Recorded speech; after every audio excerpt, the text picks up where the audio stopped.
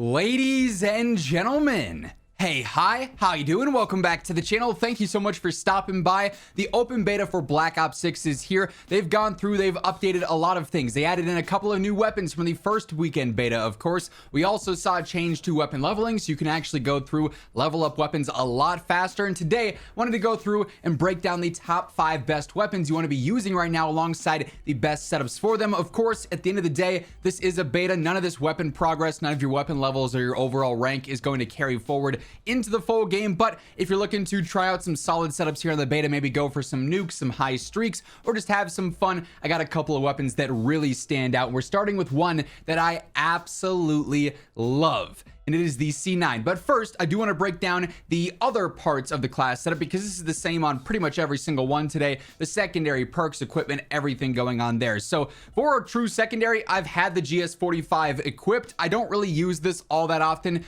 In multiplayer, you're getting so much kills. There is so much action. If you take out one player, switch to your secondary, pick up their weapon, and you've got 2 primaries. It's so easy to find another viable secondary on the ground just by taking someone out that I don't really value a pistol secondary all that much. I haven't really even leveled this because I just haven't been relying on it whatsoever. Like, I got a suppressor, the long barrel, and quick draw on it because I'm level 7. Like, I just end up picking up so many weapons off the ground. That's not really a huge deal. That said, the GS45 is pretty strong for a pistol. It can like 2-tap in some cases. It's kind of crazy. Basic melee knife for running around, of course. I love the stims in this game. You can pop them so quickly. You get the refill on like the assault packs. They're super clutch in my opinion. Then I was running the Semtex even for weekend 2. The combat axe is pretty solid as well. Like, it's very fun to run around with, but from a competitive standpoint, Semtex is what I found the most success with. I think you have an argument for frags, you have an argument for thermos. The blast trap even wasn't awful, although it's a bit more noticeable in some cases. But yeah, Semtex is kind of my go-to there. Assault pack field upgrade, you heard me mention, just so I can refill, resupply on the go whenever I need. Then for perks, I do end up using perk greed because I want to go for a perk specialty based around enforcer, which gives you a temporary buff to movement and health regen whenever you take out an enemy. So I love the enforcer specialty here, but to do that I need 3 red perks, and unfortunately perk 1, the red perks are not that great. Assassin is all right. It shows on the minimap when somebody takes out one of your teammates, like that is what it is. The other red ones, bruiser and scavenger, not a big deal for me, not really all that great. So instead I take flak jacket in perk 1, helps against some of that nade spam because boy, there is a lot of it. And then I go for dexterity, double time in perk 2 and 3. Then I use the perk greed wild card for gung ho. So this way I have dexterity, which obviously is based around movement, so reduced weapon motion when jumping, sliding, and diving, and you take less fall damage. That's clutch. Double time, greatly increased duration of tack sprint. That's fantastic as well. Then gung ho, reduced movement penalties when you're reloading or using equipment, and you can reload while tack sprinting. So I'm all movement based basically, even on some of my heavier weapons, and I get that enforcer specialty as well, which is just so good. So loving this perk setup, same one that I was running last weekend. I've tested out a few other perks, and I mean, this just works so well. But anyways, let's focus on weapons. The C9, as I mentioned, might be my favorite gun in the entire beta. It feels like the MP5. This is a run and gun phenom, so quick, so agile, easy to use, really good range that actually got buffed with this weekend 2 update, and it kills super quick. So on here, basic 5 attachments for me. I go through, I have maxed this, so I have all the attachments, but the reinforced barrel, just simply better range, better velocity, no real cons there listed. So extending out that damage range, better velo for a better hit scan range as well, obviously clutch there. The Ranger foregrip is kind of my crutch under barrel on a lot of weapons because it does basically the same thing. Horizontal recoil control, which is great, especially here. The C9's got a little bit more horizontal bounce than other subs or other weapons, so that helps out there. But then it gives you better sprinting movement speed and better base general movement speed as well. So better movement and better control in one underbarrel with no cons. You absolutely want to go after that for sure. I ran the basic magazine, which is just 30 rounds. That works. I would like to have an extended mag, but 30 is sufficient for what it is. Plus, I feel like all these other options are pretty important as well. Like the ergonomic rear grip, better ADS, better slide to fire and dive to fire. That's a fantastic choice. And so is the CQB grip. This is better sprint to fire and slide to fire and dive to fire. So this just simply comes down to what do you value more, sprint to fire or ADS? You can flip flop back and forth, and truly, I don't think there's a wrong answer there. I just happen to be running ergonomic most of my weekend, right? I also really do like the balanced stock for a better strafe speed and base general movement speed, this is the one attachment I would say, okay, maybe if I need to have an extended mag, if I go for 1 or 2 there, I could drop the balanced stock, but I do like the pros that this offers for sure. And then I also use rapid fire, which just makes this thing go crazy. It does hurt your control horizontally and vertically a little bit, but it increases that TTK to a faster number, especially when you're landing upper body shots. I mean, this thing, it feels great. It's easy to use even with rapid fire on there. You're not necessarily burning through ammo with a basic mag. The C9 is just so much fun. Now, unfortunately, even though the Jackal PDW was nerfed, it seemed like a decent amount, like especially at range, it's noticeably worse. It takes a lot more shots to kill over range.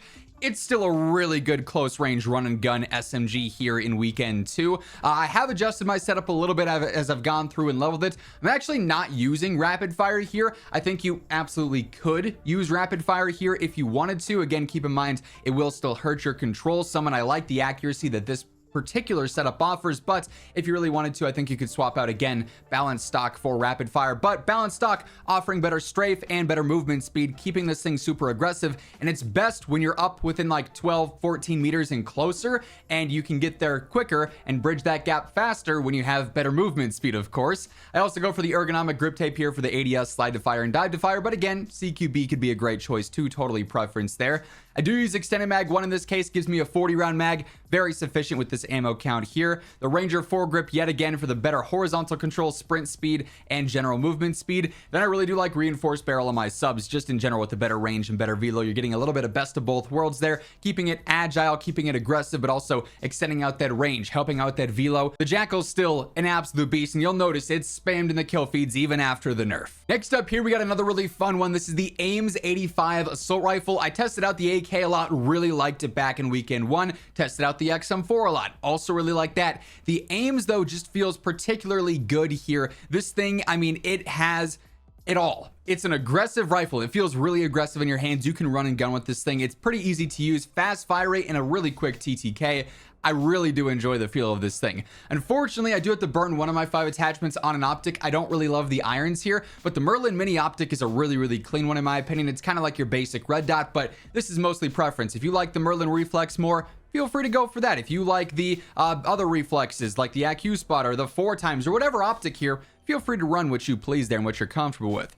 Reinforced barrel yet again. Hard to deny that it's a really good barrel when it's giving you better range and better velocity, especially good on a rifle with no real cons here, right? Keep in mind, you also don't even have to max level the AMES to get the best attachments here. Ranger foregrip yet again. I mean, too good to pass up with the horizontal control, the sprint speed, the movement speed yet again. Extended mag 1 in this case, 45 rounds. You definitely can't go for a flip mag to reduce that ammo size. You can't really go for a fast mag to reduce that ammo size.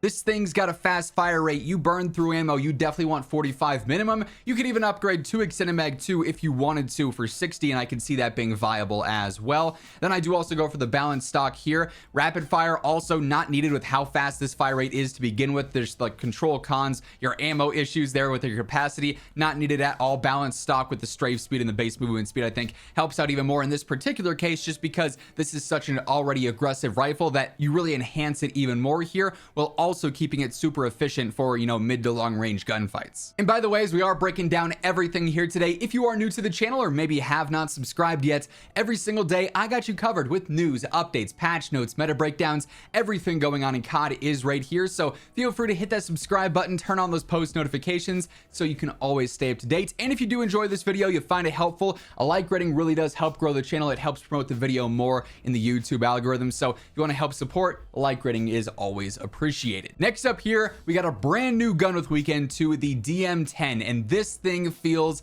fantastic. Reminds me like the FAL from MW 2019. It is essentially a 2 to 3 shot at all times. If you are fighting in a remotely realistic range, this thing's gonna 2 shot or a 3 shot and really do nothing but. And it's fast to fire, and it's easy to use as well. It is semi-auto, so the skill gap is a little bit higher than these other options on the list, but you get used to this thing, you learn how to spam it and stay accurate with it, which I don't think takes much. you're set. This thing is very strong. Again, not a huge fan of the base scope that they give you, and the iron sights are actually an unlock. Not needed, but an option. I just prefer a reflex to begin with anyways in this case, so that's what I'm running there, and you'd have to use an attachment to get the iron sights anyways, which is a bit unfortunate. I do use the muzzle brake here. This is super important on a semi-auto gun. Kick reset speed, so your recentering speed is better. That's huge on a semi-auto gun, and your first shot recoil control is also really important on a semi-auto gun. So muzzle brake is a super great attachment to be running in this particular case. Reinforced barrel, yet again, for the better range and velocity. Surprise, surprise. I like the extended mag 1 on here for the 25 round mag.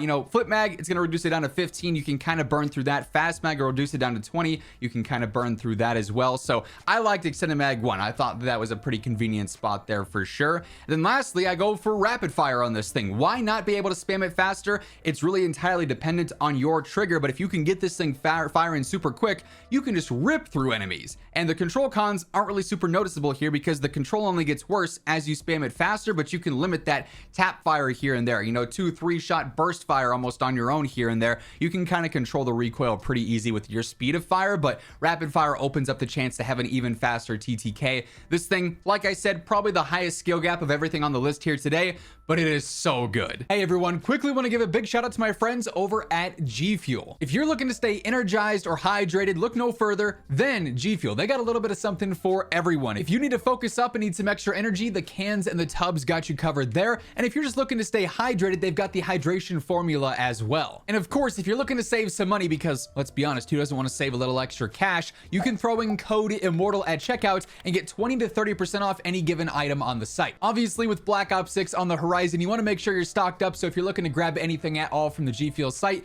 check out the link down in the description below. And then following that, we've got another new weapon with Weekend 2, the Tanto 22. This is the last SMG that you get at level 30, and this thing reminds me of like the prime Milano from Cold War, if you will. So good. As an SMG, this honestly feels best when you're fighting in the mid-range. Up close, it can be a little awkward because the fire rate isn't the most consistent. Like, it's a slower fire rate for sure. However, if you go through and you level it and you get rapid fire, that solved a lot of my concerns with its close range consistency. I was like, man, I'm frying. It's super low recoil, by the way. I was frying in the mid-range, really picking players off at a distance with a sub, but then I'd go and fight face to face and it didn't feel as good. I put on rapid fire and I was set everywhere, right? I also went for the balanced stock, in this case strafe, base movement speed as well. CQB grip for the better sprint to fire, slide to fire, and dive to fire in this case. Once more, if you want to level it for ergonomic, that'd be a viable choice as well. Ranger foregrip, and then the reinforced barrel here too. This is the one concern I'm having with some of the setups here already though, is that you can default to a lot of the same attachments on a lot of these weapons because of the lack of cons,